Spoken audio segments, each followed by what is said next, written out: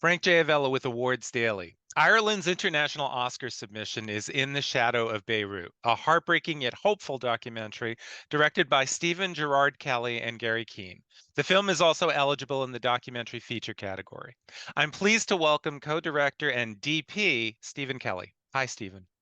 Hi, Frank. Thank you for having me on. Thank you for coming. Stephen, this is your first feature. Can you share what initially took you to Lebanon and tell us about the genesis of the film? Sure. My partner got a job there in 2015, and I followed her over to Beirut from New York City. And I got there, I bought a bicycle, and then I started to ride around and explore the city of Beirut. And after a few weeks, I rode into Sabra, and I noticed how different it was to other places that I'd been on my bicycle. And then I connect. I by pure luck, I became friends with somebody there who then sort of brought me into his family, which had a matriarch at the in charge. And then she nearly, she fled Palestine in 1948, so she lived her entire life, as a refugee in Lebanon, and then nearly adopted me as this sort of new arrival in Beirut who couldn't speak any Arabic. And then through her and through her children who were my age, her sons and her daughters, who became good friends of mine. And then I got to know the grandkids and the community over 5 years. And after 3 years of sort of being in the areas and like being asked by people, please, anytime that you're free, come here, and then it became sort of the communities. I developed a lot of friendships, and sort of at the 3 year mark, when I could communicate in Arabic and move, because nobody in the film or very few people in the neighborhood speak English. So I spent 3 years learning Arabic and never once wanting to make a film. And then sort of in 2018, at that point, people, were starting to ask me more, like, here, can you film a childbirth? We have a new child. There's a birthday, there's a wedding or not. And also at times of struggle, people would sort of encourage me to document and to film. And then, for the next 4 years, then it sort of became this thing where I documented, and again, not really seeing the end goal of a film, but more just wanting to understand and wanting to, be educated by such a living history that we don't always hear. We often hear history from the victor, Yeah. but we don't always hear the losing side. And that's very much what was present in Shantila and Sabra, were the stories of the people who lose in history. Can you elaborate a little bit about that? Because the film is about a specific people living in a specific area of the world. Sure, sure. In the Shadow of Beirut, follows four families over 4 years, and where it's set is in a very marginalized part of the city, which the very genesis of it is conflict. Um, you know, Shatila was established in 1948 when Palestinian people were pushed out of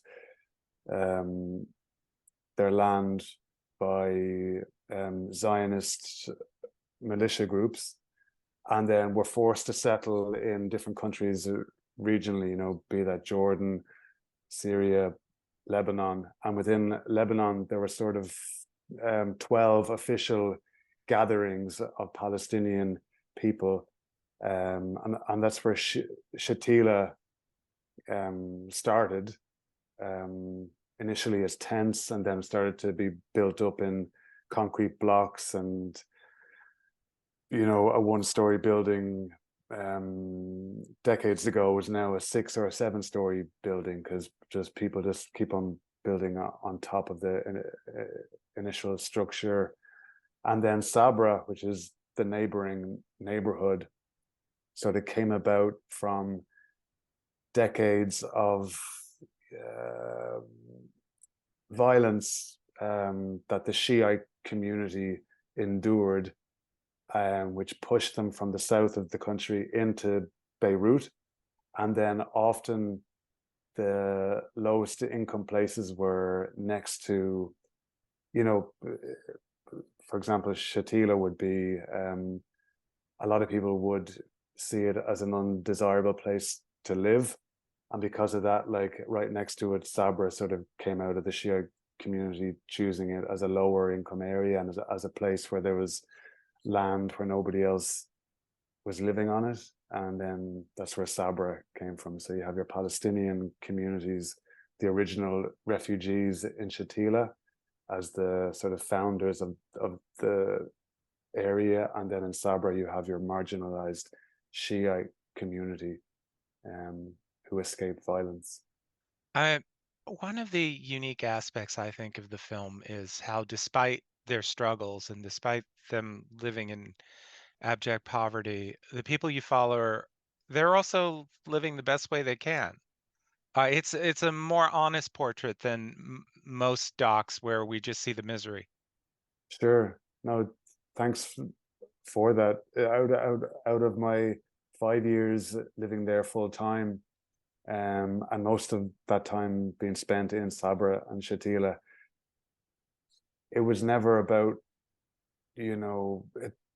there's so much life there and love. Love is the strongest emotion that I felt. It permeated everything from really tough decisions that had to be made, some of which are in the film, some of which aren't. The camera was only rolling for literally 5% of the time that I was there, literally a tiny fraction. Most of it, I was just there being with people, experiencing, learning, um, and being taught. And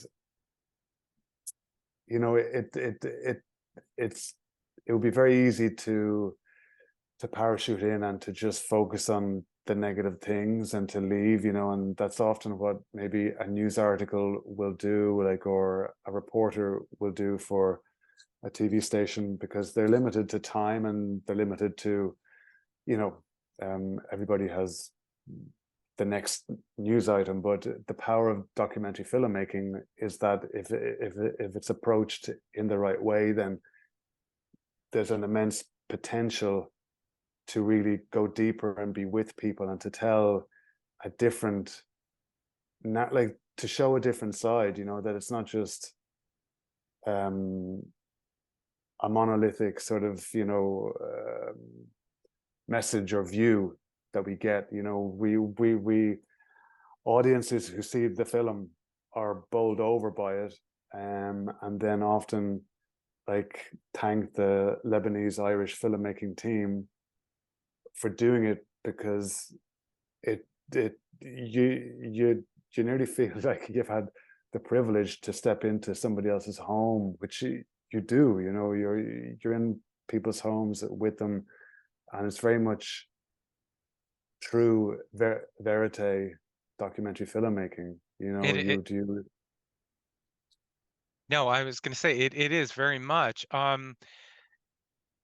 Yeah, it's interesting. I know this was your first feature and you weren't in the trenches, so to speak. It's not like there was a war going on, but in Ukraine's entry, 20 Days at Mariupol, the filmmaker in voiceover, he questions his own ethics when he encounters this woman who's completely shattered by what's going on, and he wonders if he should keep filming or if he should help her.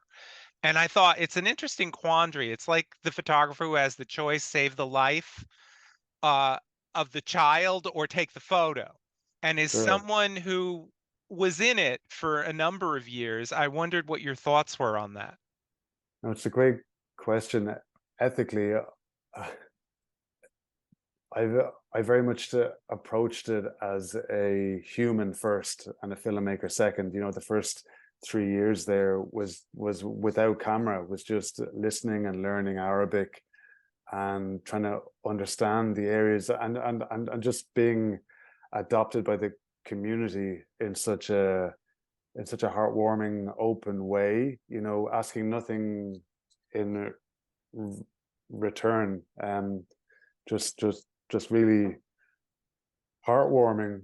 And so ethically, you know, and at certain times I would intervene as a human. Like, so a neighbor was losing her eyesight from a simple surgery that would have rectified it. And I saw her one day and she was like touching the wall and she tripped, and I said, "What's going on?" You know, and then her situation was a bit complicated, but I was a connector there between her and another organization that had some doctors flying in to do the type of surgery that would save her sight.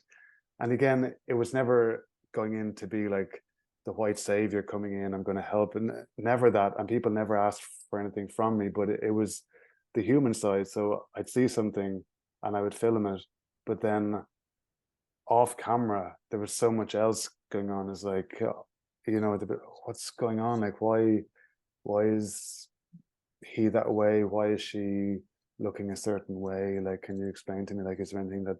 And often the help would come from within the community. So people who have literally nothing would come together, maybe borrow, maybe just give what little they did have to somebody who really needed it at that moment, more than the people in the film already needed it. So it was this great sort of community that it wasn't public, it was very much hidden, and it was like quiet and like not to be seen to be giving, but through like subtle, respectful ways, helping people at their moment of utmost need. And often it was in a life-threatening situation, you Mm. know, from health. So ethically, I would always put the camera down at those times. You know, it's like, I'm here as a human, like I'm people's friends here. And I know 20 Days of Mariupol, I've seen it. It's an incredibly raw and important film. Um, but because I was living in Beirut, and because I knew the communities so well and the people in the film incredibly well, often they would say to me, "You know us more than we know." You know, there are people in our family that don't know as much as you do, Steve, about our own family. You know, Mm. because I'd be there and I didn't belong to a particular sect or group, so I could move very easily from one area to the other, from one group within an area to another group. And I would be given advice like, "Steve, don't go over there. They're going to harm you. They're going to break your legs, steal your camera." But I would thank them for the advice, and then I would walk over to the area that I was being warned not to go into, because for years I'd known people in there, everybody, mostly good and some wayward folk, um, but I had respect for everybody. And it's a very different film in that way from the likes of 20 Days of Mariupol, which is very short, 20 days. Yeah. This is sort of over a 4-5 year period where we're watching people live out incredibly challenging lives, but with immense bravery, um, you know, patience, and overall love. So why has the government of Lebanon abandoned these people and refused to help? And what about the surrounding countries? Sure, you know, if you look at the people in Sabra and Shantila, Palestinian refugees, the original ones from Nakba in 1948, marginalized Lebanese people who've been subjected to violence from international armed forces. You look at Syrian people who've had to flee war in Syria. So the Lebanese people have been incredibly welcoming in how many additional non-citizens have come to make a home in the small piece of land, with very limited resources, but the successive corrupt governments, a lot of whom have been in power since the Civil War, or their family are still in power since the Civil War ended in 1990. They're propped up by this very sectarian way of governing Lebanon, which allocates particular positions to certain religious groups. And when you have external influences then playing with that heavy sectarianism, so you have the US and Saudi, you have Iran and Russia, locally you have Syria, you have Israel. There's a lot of like manipulation of the power dynamics within the country, and with that you get real grave losers, which are not just in the film. It's the people in the film and the communities which the families are from are representative of hundreds of thousands of families living out similar lives in Lebanon. And regionally, if you look at Syria, if you look at Palestine, if you look at Jordan, you just have millions of families are really bearing the brunt of manipulation, of different international agendas, and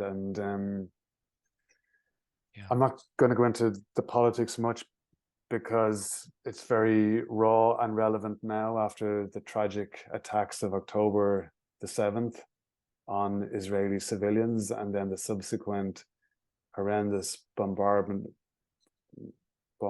is a polite term of Gaza. And this is not a political film. It shows real people in a part of the world where geopolitical problems always go home to rot. Yeah. And unfortunately, where we are now in relative security and safety, that comes at a price, and the price is often paid by people in the film, and similar. As I asked the question, it's so funny. I thought of Green Border, which is an extraordinary film about what's going on at the Polish-Belarus border, and then I flashed to my own country and how we treat our migrants. So it's sometimes not so different. But speaking to the political situation, which is very incendiary right now and very divisive in terms of what people think, how do you navigate that with the story you're trying to tell right now? I navigate it by focusing. I don't go into the current conflict. I want to keep the focus very much on the film, on In the Shadow of Beirut, and the message that it shares, which is one of understanding, compassion, and empathy. And to be more human. All too easy, we objectify the other, and there are reasons for that. Different communities' journeys have been fraught with immense tragedy and hardship. So it's often tougher in those situations than to show kindness and understanding.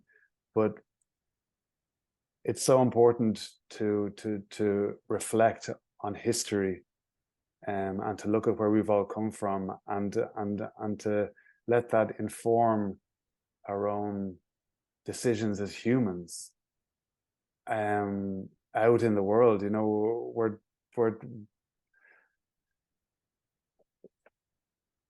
the more that, you know, recent weeks have really been, for me, a glaring um showing of a lack of empathy, you know, on all sides. And looking at history, recognizing human rights then and now is the way forward. And um, respect for all people, you know, and that's been lost, and there are reasons for that. But it's a braver person, it's a stronger person who chooses that path of sitting down, breaking bread, and, you know, trying to meet somewhere, trying to just get a little bit closer to what the other person is feeling or grieving or going through. And then, you know, that's what the film ultimately shows, is the necessity to return to being more human. More human, exactly. So the two elephants in the room here, Hillary and Chelsea Clinton, are your executive producers on this. Can you explain a little bit about what their role exactly is? Sure, among others as well, there are other executive producers on the film as well, but obviously with their name, they get all the headlines and attention. A really minimal role. One of the producer, Brendan Byrne, along with Miriam Sassine from Lebanon, were approached by Siobhan Sinnerton, who worked on For Sama, which was a beautiful documentary from wartime Syria about a woman giving birth, an incredible piece of filmmaking. Siobhan worked on that, and Brendan and Miriam shared some of the footage with her, well into the edit. And then Siobhan works now for Hidden Light, which is Hillary Clinton's and Chelsea Clinton's production company. And they came on board right at the very end and offered a very modest sum for us to finish the film. And it was very much like well into post.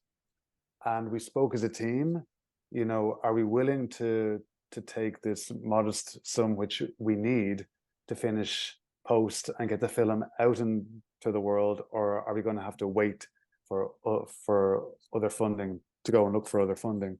So we decided as a team between our Lebanese, Irish, there are German people on the team, UK, you know, we all sat down and spoke about it, and we all agreed that it was more important to accept the money from Hidden Light and to get the film finished and out into the world than it was to wait for additional funding to come in. So they didn't have any editorial insight or overview. They would have seen the final film or seen a nearly final cut before we picture locked, but there was no editorial say in what the film looked like or said. But now that their name is on the film, Hollywood seems to jump on that as the first thing and go, the Clintons film from Beirut is in the Oscar, you know, is up for 2 Oscar shortlists. You know, it attracts attention, while really the attention should be on the film, the stories in the film, the communities, and after that, you know, the main team who made the film. So, which is a small team, which is myself, Garry, Keane, Brendan, Miriam, Zaina, and Isolt, who sort of made it, with the help of people in the film being collaborators and help help shaping their own stories on screen. Well, at least they can hopefully get some attention to the film, at least the names. True, true. It would be great if they could help with the Oscar run, but which they're they're they're not. But yeah, for different reasons, Oh, we are lacking a bit of notice in the Oscar campaign against other larger streamers and big dis distributors who are doing these huge $1 million Oscar campaigns, and we're just sort of the ultimate underdog, coming in with not much of a budget to talk about at all, and just trying to put together with the help of really good people who care about the film. We're putting together a humble screening in New York, and we're trying to get one in LA before voting starts on the 14th. But any Academy eyes on it, be it from the documentary branch or be it from the Best International Feature, would be a big help, because they're the two categories that we're in. But at the end of the day, it's not about winning a statue either. None of us made the film with any awards in mind. But what awards do is that they get more eyes on the film, absolutely, yeah. and people caring. So Well, Stephen, I want to leave with I think what is the most important question. What can people do to help these sure, people? sure. No, we have a social impact page. It's on sharedoc.org, SHARE doc.org. Look up the film on there, and people can donate there, which the money goes directly to families in the film. And then there are other organizations that do great work on the ground in Lebanon with similar communities. And I encourage people to reach out directly to me, send the filmmaking team an email, stephengerardkelly@gmail.com, or in the Shadow of Beirut at gmail.com. Reach out, connect. It's great to hear from audiences. And there have been some situations where I've connected audience members directly with people in the film to talk separately. So it's very much early days, but we are hoping that the social impact side continues to grow, and people watch the film, care a little bit more, and just question next time when they see something. Maybe it's somebody in the street that maybe not is somebody that they're used to seeing, or maybe somebody dresses a certain way. Just pause an instant longer, and not to be as quick to prejudge, which is very easy. We're all programmed by prejudgment, and we go through our lives with these experiences. But it's just to like kind of counter that a little bit, and to let people slow down, and just not be as quick to judge next time. Show a bit more care. Well, Stephen, thank you so much for taking the time to speak. Thank you for the gift that is this film, which is very powerful. Just it's a really powerful depiction of something of these people. So thank you. Thank you, Frank. Thanks so much for your time.